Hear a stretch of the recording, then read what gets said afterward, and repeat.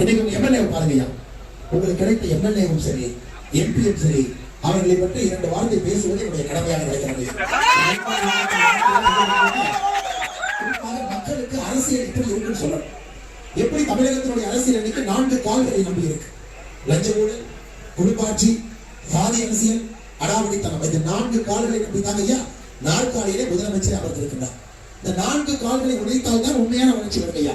குடும்ப அரசியல் உடைக்கும், லஞ்ச உடைக்கும், ஜாதி அரசியல் உடைக்கும், அரசியலை அடாவடித்தனத்தை உடைக்கணும். 4 உடைத்தால் மட்டும்தான் ரியல் கவர்மெண்ட், உண்மையான அரசாட்சியை தமிழக மக்கள் பார்க்க.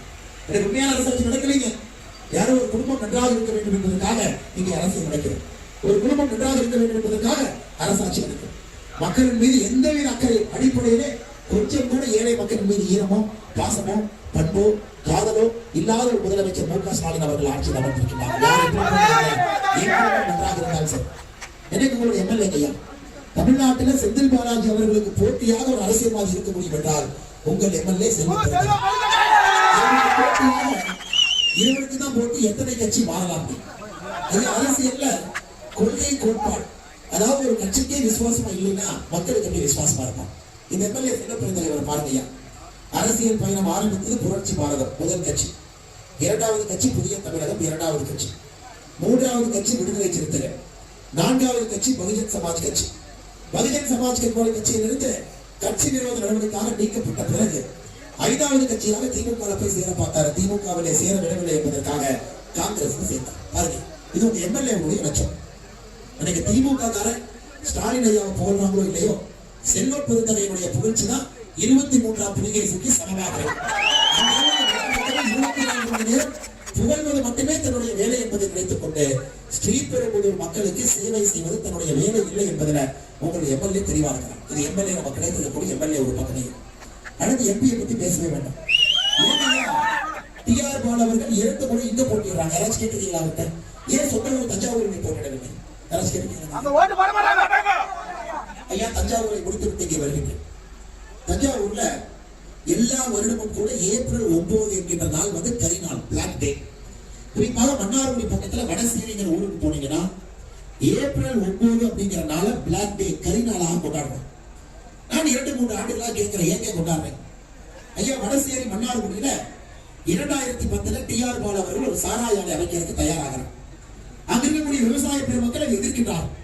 உடனே விவசாய பெருமக்களை அழைத்து நம்முடைய தாசில்தார் கூட்டம் போடுறார். கூட்டம் எங்கேயே போடணும்? தாசில்தார் அலுவலகத்துல கூட்டம் போடலாம், அல்லது விவசாயிகள் நிலத்துல கூட்டத்தை போடலாம். யாராச்சும் சாராய ஆலைக்குள்ள விவசாய கூட்டத்தை போட்டு பாருங்களா? தாசில்தார் அவர்கள் யாரெல்லாம் டி.ஆர். பாலு அவர்கள் சாராய ஆலை கிங்ஸ் கெமிக்கல் கட்டக்கூடாது என்று சண்டை போடுகிறார்களோ அவர்களை அதே நிறுவனத்திற்கு அழைத்து கொண்டு போறார். தடியடி, விவசாயிகளுக்கு மண்டை உடைப்பு, அதன் பிறகு விவசாயிகள் அங்கிருந்து அடித்து துரைத்து விட்டு தான் இந்த நிறுவனத்தை அங்கே அமைக்கிறார்கள். அன்னையிலிருந்து மன்னார்குடி வடசேரியில ஏப்ரல் 9ஆம் தேதி ஒரு ஆண்டு வடசேரிக்கு போனீங்கன்னா கருப்பு நாள். டி.ஆர். பாலு அவர்கள் அங்க போனாருன்னா டெபாசிட் வாங்க மாட்டாங்க. அந்த அளவுக்கு மன்னார்குடி தஞ்சாவூர் பகுதியில 2 பையன், ஒரு பையன் சொத்துக்கு பையன், இன்னொரு பையன் அரசியலுக்கு பையன். சம்பாதித்த பணத்திற்கு எல்லாம் ஒரு பையன், சம்பாதிக்கக்கூடிய அரசியலுக்கு எல்லாம் ஒரு பையன் என்று 2 பையனை அரசியல் பொறுத்து பிசினஸ் பொறுத்து வச்சிருக்காங்க. சமீபத்திலேயே நம்முடைய டிஎம்கே பார்ட் 1 ஃபைல்ஸ் நாங்கள் வெளியிட்ட பொழுது டி.ஆர். பாலு அவருடைய சொத்து மதிப்பீடு பல ஆயிரம் கோடி ரூபாய் வெளியிட்டிருக்கிறோம்.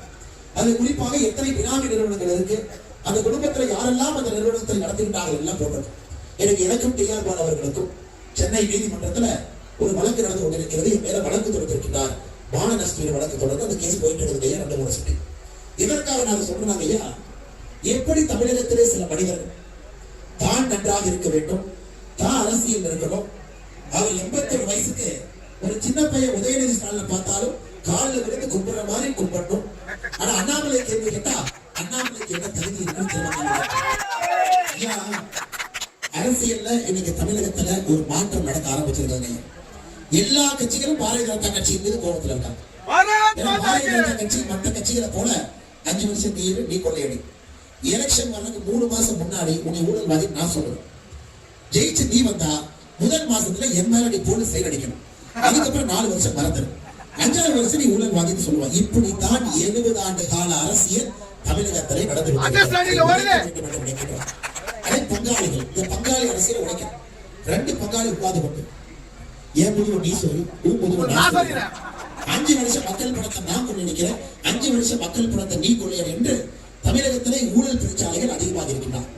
இன்னைக்கு 35 அமைச்சர்கள் இருக்கக்கூடிய திமுக அமைச்சரவையில 11 அமைச்சர்கள் மீது ஊழல் வழக்கு நீதிமன்றத்தில் நடக்குது ஐயா. நீதிமன்றத்தில் நீங்க அண்ணாமலை சொன்னாரு, தயவு தப்பா நினைச்சுக்காது. நீதிமன்றத்தில் இல்லாத 5 பேருக்கு மேல நாம சொல்லியிருக்கோம். 35 அமைச்சர்கள்ல 11 அமைச்சர்கள் மீது ஊழல் வழக்கு நீதிமன்றத்திலே நடந்து கொண்டிருக்கு.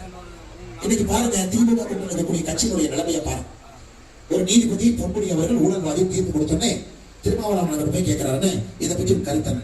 திருமாவளவன் சொல்றாரு, நீதிபதி மேல கொஞ்சம் டவுட் இருக்கு. அடுத்து கம்யூனிஸ்ட் போய் கேட்கிறாங்க, ஏழை மக்கள் பேசக்கூடிய கம்யூனிஸ்ட் சொல்றாங்க நீதிபதி சரியில்லை. ஐயா, இன்னைக்கு தமிழகத்துல எல்லா அரசியல் கட்சிகளுமே ஒரு பெரிய திராவிட கட்சியை சார்ந்து அவர்கள் பேசுகின்ற அதே பொய்யை பேசினால் மட்டும்தான் அவர்களுக்கு வாழ்வு இருக்கிறது என்று தமிழகத்தில். அதனாலதான் பாரதிய ஜனதா கட்சி தைரியமாக தனித்து நிற்கின்றோம், உங்களோடு நிற்கின்றோம். செய்திகளை உண்மைத்தன்மையுடன் உடனுக்குடன் தெரிந்து கொள்ள தி கிரேட் இந்தியா நியூஸ் சேனலுக்கு சப்ஸ்கிரைப் செய்து எங்களுடன் இணைந்திருங்கள். எப்போதும்